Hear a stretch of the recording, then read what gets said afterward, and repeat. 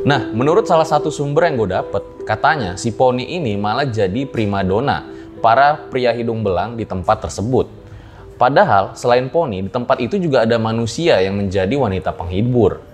Tapi entah gimana caranya, kok malah Poni yang jadi primadona. Ternyata alasannya sih karena mereka itu pengen ngerasain sensasi berhubungan badan sama orang hutan. Pokoknya katanya dalam setahun dia tuh sampai melayani 1.800 orang. 1.800 cowok dalam setahun. Di manajemen itu ya? Di manajemen itu. Sekarang gini deh, setahun itu cuma 365 hari. Lu dalam setahun melayani 1.800 orang. Berarti sehari berapa kali itu bisa?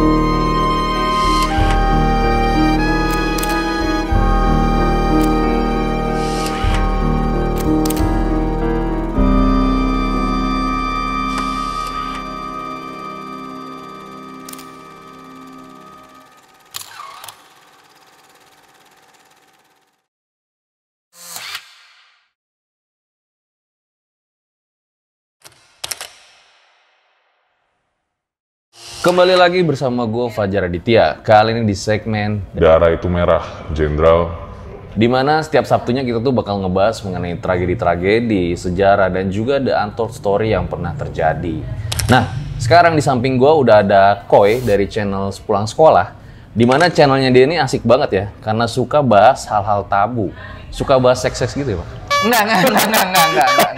Saya bahas itu kalau di channel orang. Oh, enggak. Tapi di channel sendiri nggak pernah. Nggak, gue tadi bercanda. Ini jadi channelnya dia tuh gue suka nonton karena pembahasannya itu unik-unik banget ya. Karena dia pernah bahas juga 18 gender yang ada di Thailand gitu kan. Gue baru tahu loh ternyata di Thailand ada 18 gender. Karena orang kita nganggapnya itu tuh resmi. Pertama satu, dari kan yang beredar di orang kita itu diakui pemerintah, padahal enggak, gue cuma ngelurusin itu. Dan bahkan orang kita banyak yang nggak tahu bedanya gender sama jenis kelamin. Jadi disangka gender sama jenis kelamin itu sama, makanya bentuknya gimana? Tapi unik sih, tetap aja menurut gue unik banget. Itu sebenarnya cuma bercandaan-bercandaan masyarakatnya aja kayak, karena mereka kan lebih terbuka ya. Jadi ya begitu. Sebenarnya channel lu tuh bahas apa sih? Channel gua sekarang sih lebih ke sejarah dan mungkin current issue. Tapi biasa current issue pun gue tarik ke sejarahnya.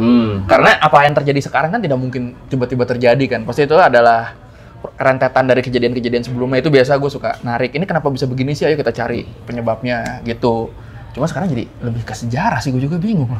Padahal dulu sketsa-sketsa anak sekolah. Nah, makanya sekarang gue udah ada sama si Koi nih, pengen bahas tentang kisah-kisah kelam dari seorang PSK atau kupu-kupu malam ya. Dimana sebetulnya mereka itu nggak semuanya bahagia atas profesi tersebut. Dan bahkan nih, ada hewan dijadikan PSK. Ada. Gue tahu itu, gue pernah denger itu. Makanya kalian penasaran? Langsung aja kita mulai. Berikut adalah ceritanya.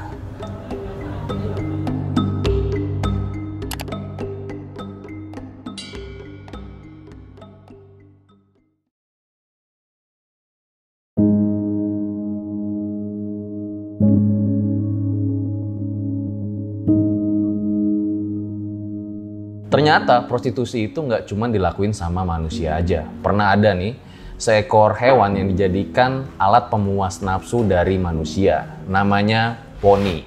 Jadi dia itu orang hutan betina yang diculik, dan ketika diculik itu dia tuh dilakukan seperti PSK di daerah Kalimantan. Poni itu udah diculik dari usianya 5 tahun, dan ketika itu juga dia diajarkan caranya gimana sih untuk melayani konsumen-konsumennya. Gue juga masih bingung sih, gimana caranya ngajarin orang hutan buat ngelayanin konsumen. Nah, menurut salah satu sumber yang gue dapet, katanya si Poni ini malah jadi primadona para pria hidung belang di tempat tersebut. Padahal selain Poni, di tempat itu juga ada manusia yang menjadi wanita penghibur. Tapi entah gimana caranya, kok malah Poni yang jadi primadona. Ternyata alasannya sih karena Mereka itu pengen ngerasain sensasi berhubungan badan sama orang utan. Ini bener-bener gila banget sih bro. Dan yang paling bikin kita kasiannya lagi, jadi namanya orang utan kan punya bulu-bulu yang lebat ya di badannya. Nah, si poni ini bulu-bulunya itu kayak dicabut-cabutin supaya orang-orang yang berhubungan badan sama dia itu jadi puas gitu loh. Langsung jadi kena kulit. Enak Langsung gitu kena loh. kulit. Nah, ini juga yang menyebabkan kulitnya poni ini jadi iritasi. Iyalah, kan bulu kan pasti ada ininya kan, ada manfaatnya pasti. Udah ditaruh sama yang menciptakan di situ, tiba-tiba dicabut-cabutin. Bener tuh. Pinter gue. Nah, singkat cerita, karena emang mungkin udah dari mulut ke mulut tersebar ya. Iya. Nah, si poni ini ditemuin tuh sama organisasi penyelamat orang hutan gitulah. Iya. Di situ dia kelihatan lagi terbaring dan ada di rantai gitulah, di matras. Tapi ternyata poni itu nggak bisa dibebasin gitu aja bro. Jadi butuh waktu bertahun-tahun supaya bisa bebasin poni dari tempat tersebut. Karena katanya tim penyelamatnya itu sampai terlibat konflik bersenjata sama oknum-oknum yang ada bermain di sana gitu loh. Jadi mereka itu udah menganggap poni ini tuh sebagai aset yang berharga bagi mereka lah. Dan juga mungkin sebagai sumber rezeki dari oknum-oknum tadi. Iya. Tapi untungnya perjuangan tim penyelamat orang hutan itu berbuah manis, si poni ini berhasil dibebasin. Ternyata perjuangan organisasi penyelamat orang hutan ini nggak sampai di situ aja. Pas mau direhabilitasi, poni ini malah menunjukkan sikap yang bisa dibilang genit. Karena emang poni ini udah kayak terbiasa ya buat ngelayanin laki-laki, jadi cukup susah buat ngerubah kebiasaan poni. Bahkan poni juga nggak mau tuh kalau dirawat sama petugas perempuan. Gue sendiri dari tadi bingung sih, gimana ya orang utan genit tuh gimana, gue belum ada bayangannya gitu. Dan cara melatih orang utan jadi PSK tuh kayak gimana, lu ngerti nggak bro? Kenapa nanya ke gue, lu ngerti apa enggak?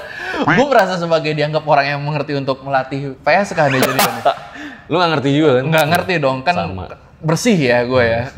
Cuma sampai gini loh, kita melatih manusia untuk seperti itu aja menurut gue udah cukup sulit ya. Kalau tidak dituntut dengan kebutuhan ekonomi. Pasti kan orang kalau jadi PSK kan kepentingan utamanya itu kan nyari uang. Poni ini kan tidak ada kebutuhan ekonomi. Tapi bisa sampai akhirnya dia genit ke manusia, cowok siapapun yang ngedeketin dia, kan berarti kan ilmunya udah nyerap banget tuh. Itu pelatihannya emang nggak kebayang sih gue. Itu juga yang akhirnya menyebabkan si poni ini jadi nggak bisa mandiri bro. Jadi tuh dia nggak bisa langsung dibebasin ke alam bebas, liar. Karena dia tuh nggak bisa makan, harus disuapin sama manusia. Dan dia tuh juga nggak bisa kayak apa ya, manjat pohon gitu loh. Padahal itu padahal dia orang hutan harusnya. Harusnya itu keahlian alami dia yang harus dia punya kan. Tapi poni itu nggak bisa. Hard skill-nya cuma menyuguhkan alat kelamin jadinya. Nah hal inilah yang ngebuat poni itu jadi nggak bisa dilepas ke alam bebas. Tapi untungnya setelah direhabilitasi dengan waktu yang cukup lama, poni udah bisa ada perkembangan dan dia bisa dilepas lagi tuh ke alam liar kayak orang hutan pada umumnya. Dia bisa nyari makan sendiri, manjat pohon, dan tentunya dapat bertahan hidup di hutan belantara. Alhamdulillah.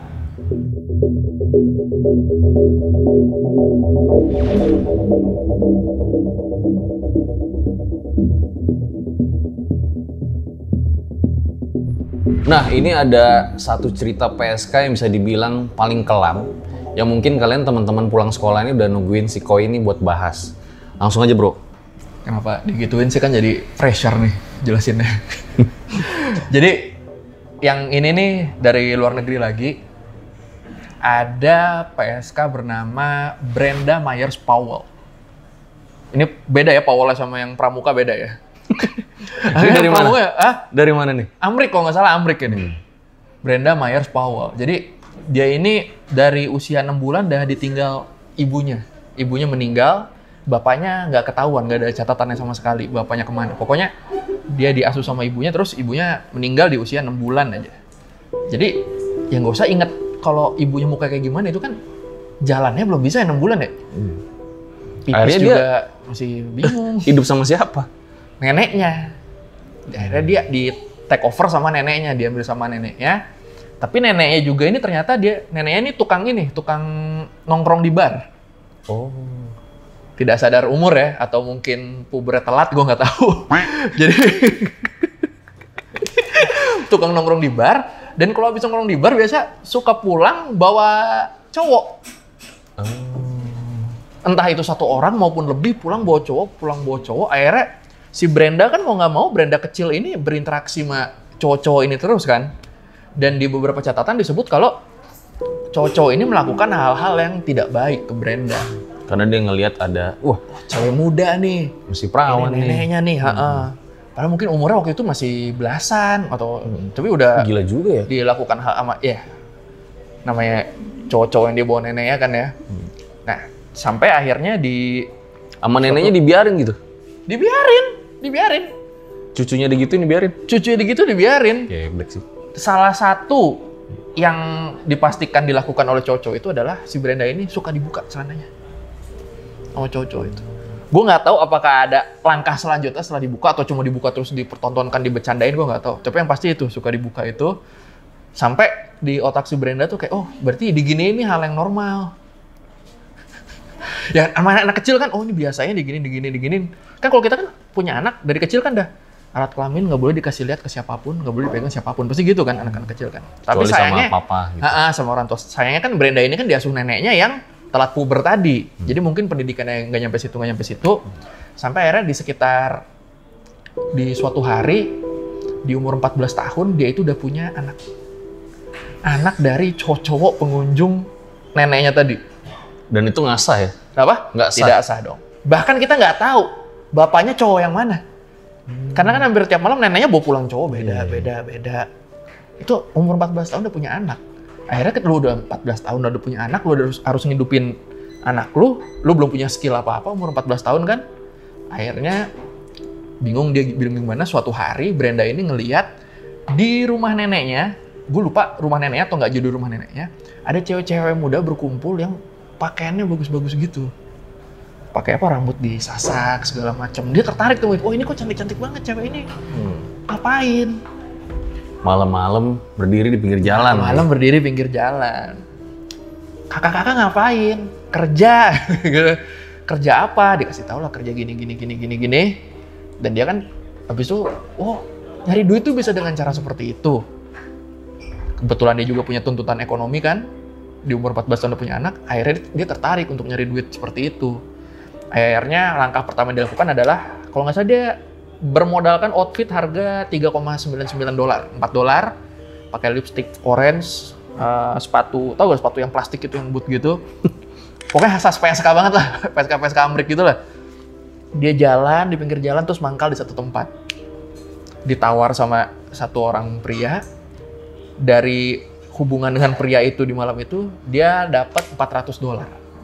Modal $4, dapat 100 kalinya income-nya. Ketagihan pasti kan, wah ternyata begini, isi money nih yang kayak gini, kan. Besoknya ke situ lagi, mangkal di tempat itu lagi, datang cowok kalau nggak salah 2 orang, tapi bukan ditawar, ditodong, ditaruh di bagasi mobil, diculik, dibawa kabur. Di situ mulai tuh kisah-kisah kelam Brenda tuh di situ. Agak kasihan sih, baru sekali sukses, terus besoknya diculik. Nah, kalau ada 10 kali sukses sih, yaudah ini baru sekali loh. Besoknya nyoba udah langsung diculik. Karena emang PSK itu rentan banget dapat tindakan kriminal ya. Iya, perlindungan hukumnya mungkin juga kurang kan, kita nggak tahu kan. Nah, terus diculik, di situ dia diperdagangkan. Ini ada cowok hidung belang, lu layanin yang itu. Jadi kayak punya germo tanpa persetujuan tuh gue, punya manajemen sendiri tapi sepihak dari dia. Jadi udah, pokoknya katanya dalam setahun dia tuh sampai melayani 1.800 orang. 1.800 cowok dalam setahun. Di manajemen itu ya? Di manajemen itu. Sekarang gini deh, setahun itu cuma 365 hari. Lu dalam setahun melayani 1.800 orang. Berarti sehari berapa kali itu bisa? 5-6 kali ya. Coba yang pintar matematikanya komen ya. Gue bodoh soalnya. Lecet nggak ya? Apa? Lecet nggak ya? Ledes. Bukan lecet lagi lah. Nah, Jar, itu kan setahun 1.800 kali kan? Dia jadi PSK di bawah manajemen ini selama 25 tahun. Dan selalu stabil? Ya, mungkin angkanya nggak jauh dari itulah. 1.800, 1.600 mungkin ya. Berapa keuntungannya itu manajemen ya? Gue nggak tahu deh. Gue juga nggak tahu apakah ada laporan Brenda dapat berapa potongan dari situ atau tidak. Pokoknya 1.800 kali. Dan selama 25 tahun dia jadi PSK itu, dia udah pernah ditembak 5 kali. Dan ditikam kira-kira 13 kali sama pelanggannya. Jadi tidak dilindungi juga dia di manajemen itu. Karena memang sangat rentan itu tadi ya, dengan tindakan kriminal. Iya benar. Nah, suatu hari ada orang yang memakai jasa Brenda ini pakai mobil. Entah gimana ceritanya, Brenda tiba-tiba didorong dari mobil. Brenda didorong, jatuh, tapi bajunya nyangkut. Akhirnya kan keseret dong. Anjir. Keseret, sampai jatuh, luka, udah robek-robek. Habis itu dia ditolong sama dokter, dikasih pertolongan pertama, terus dirujuk ke rumah sakit. Dan di rumah sakit ini mulai kebuka kan cerita-cerita tentang dia kan. Gimana dia diperlakukan. Dia ngaku dia diperlakukan seperti toilet sama pria-pria selama ini. Mungkin kan kalau Terus dipakai dibuang. enggak, kalau toilet mungkin dipakai nggak di flush. Kalau toilet nggak dibersihin mungkin maksudnya ya. Kan toilet gitu kan. Oh iya. Gua kira tisu toilet. Bukan ya? Dia sebenarnya toilet ya. Ya kalau tisu toilet mungkin dipakai dibuang. Coba kalau toilet ya mungkin ya, intinya gitu lah. Intinya tidak itulah. diperlakukan dengan baik lah. Kenapa kita jadi ngomongin toilet, Jar? Bukan di situ poinnya. Nah, dari situ, dari rumah sakit dia akhirnya dipindahin ke kayak safe house gitu, anti rehabilitasi gitu-gitu kan. Mentalnya diobatin di situ, diperbaiki segala macem. Habis itu setelah dia sudah sembuh secara mental, dia malah jadi peneliti tentang PSK. Nyari orang-orang yang senasib, menelusuri cerita-ceritanya, nolongin orang-orang yang nasibnya seperti dia, yang diculik, terus dipaksa kerja, jadi mendedikasikan hidupnya di situ. Sampai akhirnya dia ketemu satu cowok, terus dia nikah sama cowok itu, terus punya anak 2. Satu jadi dokter, satu jadi kriminolog. Gila loh. Ini anaknya Brenda loh, orang yang setahun ngelayanin 1.800 cowok. Tapi kan berarti kan emang masa depan kita nggak ada yang tahu kan. Dan waktu ini 1.800 siapa sih yang mikir dia bisa punya kehidupan serapi itu nanti di masa depan? Gue juga bisa bilang ini inspiratif ya. Karena Inspiratif. kan nggak mudah ya untuk Move on. berubah hidup ya. Move on dari hidup yang kelam. Jadi Tiba-tiba, akhirnya jadi dan orang yang ini sih, berguna sebenarnya gitu. yang gue salut, dia tidak sepenuhnya move on. Kan kalau orang sepenuhnya move on kan dia tinggalin, mungkin dia jadi pengusaha, jadi apa. Ini setelah dia sembuh, dia tetap mau tetap mau terlibat dengan luka-luka lama dia dengan jadi peneliti PSK. Membantu lah. Untuk nolong orang-orang yang senasib sama dia. Ini nggak mudah loh. Sampai akhirnya dia nikah dan punya anak 2 tadi, dan dua-duanya berhasil. Satu jadi dokter, satu jadi kriminolog. Ini kerennya dari cerita Brenda yang gue suka. Gimana seterpuruk-terpuruknya kita, akan ada satu saat di mana kita bisa bangkit. Karena ketika kita sudah jatuh ke titik terdalam dari hidup kita, jalan keluar satu-satunya adalah ke atas. Super sekali. 5, 4, 3, 2, 1, close the door. Baru kepikiran gue tadi ngomong gitu deh, emang harus jadi orang bijak gue.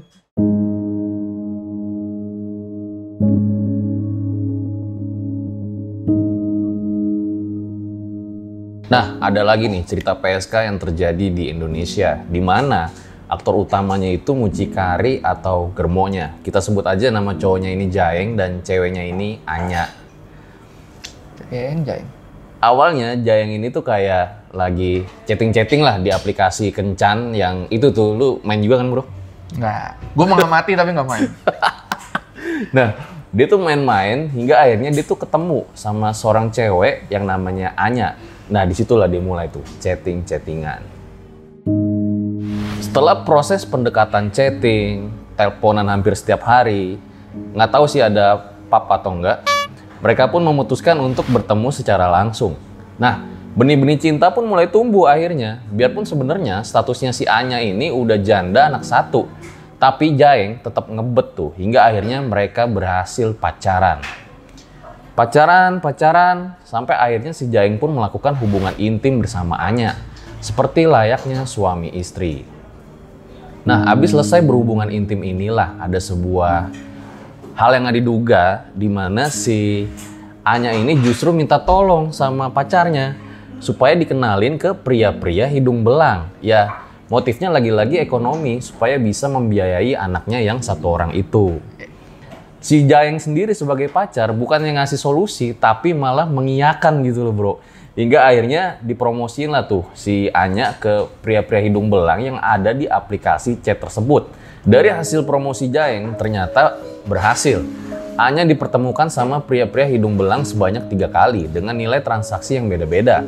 Dimana buat yang pertama sama kedua itu nilainya 500.000. Terus yang ketiga nilainya 600.000. Dan dari masing-masing transaksi itu si Jaeng dapat imbalan sebesar 100.000.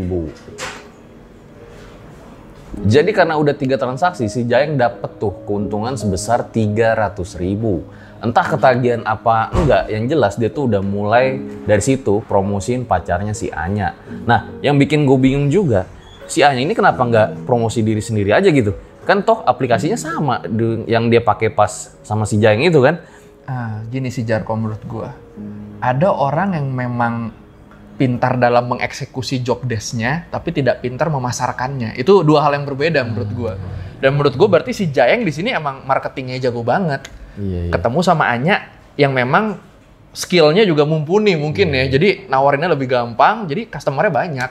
Emang hubungan yang suportif sih ini sih. Udah denger langsung kan dari yang suka masar-masarin nih. Anjir. Jadi setelah kejadian itu ya, mereka tuh mulai jadi ketagihan tuh, terus-terusan. Entah motifnya ekonomi atau gimana, setiap ada chat masuk tuh, mereka mulai atur-atur tuh untuk ketemu dengan para pria hidung belang. Hingga akhirnya sampai suatu waktu, tindakan mereka ini kecium sama polisi dan ditangkaplah tuh si Anya. Dan disusul si Jaeng besoknya tuh juga ditangkap oleh polisi. Nah, uniknya di hadapan polisi, si Jaeng ini ngaku kalau dia tuh sebetulnya nggak minta imbalan sama si Anya gitu loh. Tapi si Anya tuh ngasih aja. Katanya sih sebagai rasa terima kasih lah. Tapi ya tetap aja, si Jaeng ini karena emang udah dianggap terlibat dan melanggar sebuah pasal tentang mucikari. Akhirnya mereka berdua pun berakhir di penjara.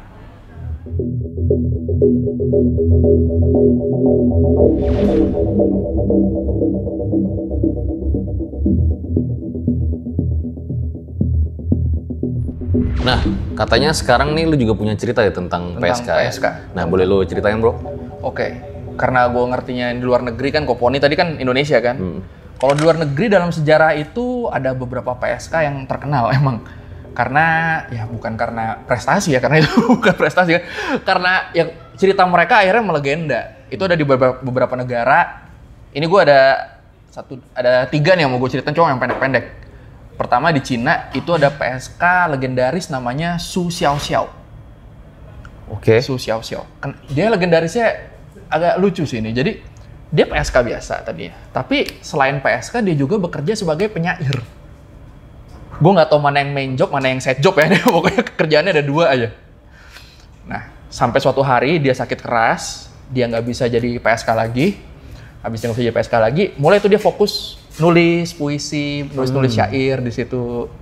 Akhirnya setelah dia meninggal, syairnya dia itu jadi terkenal dan dia ikut terkenal. Kenapa dia ikut terkenal? Karena yang ternyata selama ini dia tulis ketika dia sakit adalah syair-syair yang menggambarkan tentang betapa cantiknya dia. Maksudnya? Iya, jadi ketika dia jadi PSK dia tidak seterkenal itu. Tapi ketika dia udah meninggal, ternyata tulisannya tuh mungkin bagus, mungkin dia berbakat di situ, jadi kesebar. Jadi, Su Xiaoxiao. Jadi orang akhirnya pernah ada PSK yang cantik banget namanya Su Xiaoxiao, tapi udah meninggal. Malah jadi melegenda setelah dia meninggal karena tulisan dia sendiri yang mungkin bisa dibilang narsis ya. Cuma malah jadi urban legend habis itu. Jadi dia menceritakan dirinya sendiri. Sendiri yang entah dilebih-lebihkan atau tidak, pokoknya cantik banget gitu. Maka jadi setelah dia meninggal, karya-karya dia malah naik dan dianya jadi terkenal setelah dia meninggal. Itu yang di Cina. Kalau yang terkenal lagi kan ada yang salah satu yang paling terkenal tuh Mary Jane Kelly. Dia juga meninggal dia juga terkenal setelah meninggal. Ini dari mana? Inggris. Karena dia salah satu korbannya Jack the Ripper. Oh iya? Iya. PSK gitu lah, PSK biasa. Kan Jack the Ripper kan dibedah, dikasih isi keluarnya itu. Nah, coba lu mungkin bisa jelasin dulu Jack the Ripper itu. Jack the Ripper itu serial killer di Inggris yang tidak ketahuan sampai sekarang siapa, tapi korbannya cukup banyak. Dan yang akhirnya dia jadi yang bikin dia jadi terkenal sampai sekarang melegenda karena kita nggak tahu dia siapa. Polisi tuh nggak pernah dapat clue dia siapa, tapi korbannya selalu ditemuin waktu itu.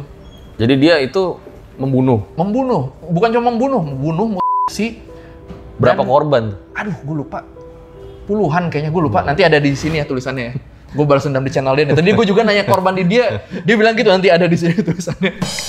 Nah, ini jadi korbannya Jack the Ripper itu. Salah satunya yang terkenal itu adalah Mary Jane Kelly. Gue kurang tahu kenapa si Mary Jane Kelly ini bisa terkenal banget. Cuma itu, mungkin dia korban awal-awal Jack. Gue nggak tahu dia korban keberapanya ya. Cuma yang gue inget itu dia adalah salah satu korban Jack the Ripper yang paling sadis diperlakukannya. Sampai usus-ususnya terburai gitulah. Dan dia PSK sebelumnya. Jadi abis main sama PSK-nya langsung dibunuh? Mungkin. Gak ada yang tahu, pokoknya ditemuin. Karena selalu yang ditemuin korbannya dan kita nggak tahu itu siapa. Sampai sekarang nggak ketahuan. Tapi ini emang sering banget kedengeran sih ya. Jadi ada PSK yang dibunuh secara sadis gitu. Itu berita-berita yang mungkin kita suka terima, denger gitu. Nah itu kan 2 tadi yang meninggal lah. Yang mungkin bisa dibilang ironis lah. Si Su Xiaoxiao meninggal umur 19 tahun. Yang ini meninggal karena dibantai kan. Cerita terakhir itu ada PSK zaman Yunani kuno. Ini tidak tragis ini. Ini salah satu cerita PSK favorit gue menurut gue. Jadi dulu ada PSK namanya Prine. Tulisannya Prine. Nggak tau gue bacanya Prine sih. Salah satu PSK namanya Prine. Dia itu cantik, cukup terkenal lah di daerah itu. Cukup terkenal. Sampai akhirnya dia ditangkap. Atas tuduhan, yaitu karena jadi PSK. Merusak ketertiban kayak gitu tuh, melanggar norma. Nggak boleh di Yunani. Waktu itu Yunani mungkin tidak boleh, tapi tuduhannya itu. Dia ditangkap di situ, dan waktu itu ada salah satu tokoh masyarakat, dia orator setempat gitu, namanya Hyperindi kalau nggak salah namanya. Pokoknya hyper, depannya hyper gitu. Namanya udah hyper ya? Dia ini bener-bener ngebela-belain si Prine banget. Kayak, dia tuh nggak salah gitu-gitu, di pengadilan tuh bener-bener dibela. Tapi sepanjang beberapa kali proses sidang, selalu mengarah ke Prine ini bakal dihukum. Sampai ketika di sidang terakhir mau dijatuhin vonis, yang kemungkinan besar vonis waktu itu adalah Prine dihukum mati. Si Hyperindi ini tiba-tiba dia berdiri ke si Prine, baju Prine ditarik, dibuka, kelihatan payudaranya. Terus, lu tahu apa yang terjadi di situ? Semua orang yang ada di situ terpukau. Beneran. Sampai hakim-hakim, wah langsung gila ini karena saking cantiknya Dewi gitu. Kecantikan, pas udah dibuka itunya. Dan dari situ dia bener-bener bebas dari semua hukuman, dari semua tuduhan, dibebasin. Serius lu? Beneran. Anjir. Gitu cerita PSK favorit gua. Ini tahun berapa kejadiannya? Iya, gua nggak tahu persisnya ya, pokoknya zaman Yunani kuno. Kalau tahun berapa persisnya nanti ada di bawah sini. Editor gua pusing nih. Tapi itu kan gila ya. Sampai cancel loh. Bukan kayak, oh yaudah deh nggak jadi hukuman mati deh. 20 tahun, 5 tahun. Jadi secara ini bener bebas. Gampang bener ya? Jadi kayak bener ditarik nih udah mau dihukum vonis, si orator itu berdiri, ditarik ini dia dirobek kelihatan. Karena keindahannya itu. Keindahan jadi langsung dibebasin. dianggap setara Aphrodite kecantikannya, Dewi Kecantikan. Mungkin masih ada hubungannya juga ya sama kepercayaan mereka saat itu kali. Ya mungkin ya. Cuma kan, wah gila sih menurut gue. Sampai mungkin dari situ akhirnya hakim nggak cuma cowok kali ya. Berarti itu hakimnya cowok semua dong sampai mereka semua terpana. Itu favorit gue sih, Prine itu favorit gue.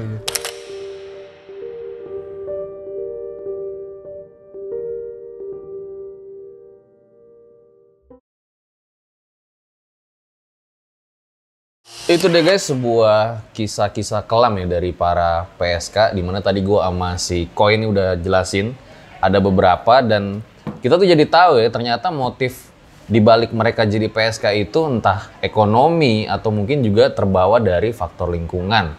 Nah, tapi yang jelas adalah ketika faktornya ini ekonomi, mereka tidak bisa bertahan hidup lagi, akhirnya mereka memutuskan jadi PSK. Makanya buat kalian yang punya pekerjaan, kalau selama ini kalian ngeluh-ngeluh terus, ya ada baiknya bersyukur ya, karena udah dapat pendapatan tetap kan. Apalagi zaman-zaman Covid kayak gini ya bro. Apalagi zaman-zaman Covid gini.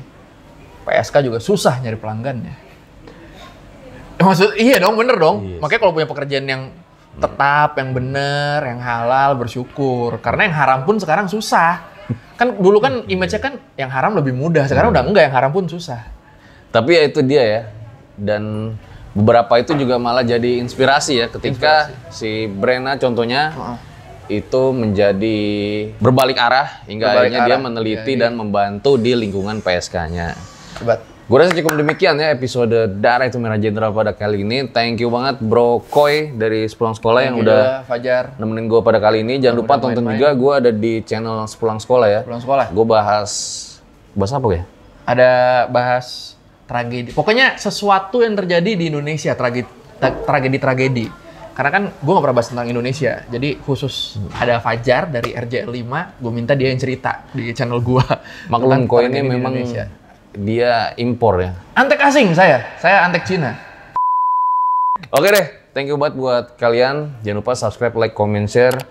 Yang banyak biar gue makin semangat bikin videonya. Gue Fajar Aditya, Koy, Koy. RJ5, Darah Itu Merah Jenderal undur diri. Ciao.